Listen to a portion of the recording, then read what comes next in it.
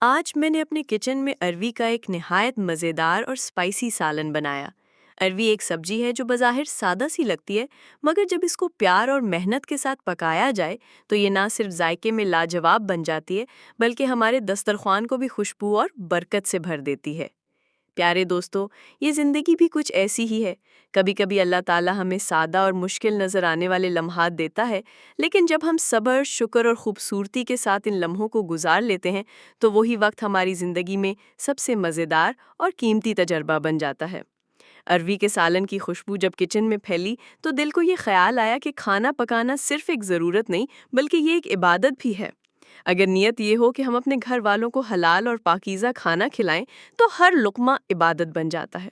رسول اللہ صلی اللہ علیہ وسلم نے فرمایا کہ بہترین کمائی وہ ہے جو انسان اپنے ہاتھوں سے کرے اور اپنے اہل خانہ پر خرچ کرے۔ تو یہ سالن صرف سالن نہیں، بلکہ محبت، خیال اور رزق حلال کی علامت ہے۔ اب آتے ہیں کچھ کچن کی چھوٹی چھوٹی ٹپس کی طرف جو ہر گھریلو خاتون کے لیے فائدے مند ہو سکتی ہیں۔ اروی یا کسی بھی سبزی کو چھیلنے کے بعد تھوڑی دیر نمک والے پانی میں بھگو دیں، اس سے اس کی چپچپاہٹ کم ہو جاتی ہے اور سالن زیادہ ذائقے دار بنتا ہے۔ مسالے بھونتے وقت اگر ہلکی آنچ پر صبر سے بھونیں تو سالن کا ذائقہ دگنا ہو جاتا ہے اور زیادہ دیر خوشبو قائم رہتی ہے۔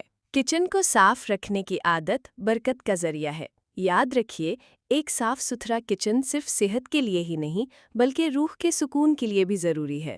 پکاتے وقت تسبیح یا ذکر کرنا دل کو بھی سکون دیتا ہے اور کھانے میں بھی برکت ڈال دیتا ہے، جیسے سبحان اللہ یا الحمدللہ پڑھتے ہوئے ہاتھ ہلانا۔ یہ سالن کو بھی مزید لذیذ اور دل کو بھی مطمئن کر دیتا ہے۔ سبزیوں کو زیادہ دیر فریج میں رکھنے سے پرہیز کریں۔ کوشش کریں کہ سبزی تازہ استعمال کریں، کیونکہ تازہ سبزیوں میں ذائقہ بھی زیادہ ہوتا ہے اور ان کی غذائیت بھی برقرار رہتی ہے۔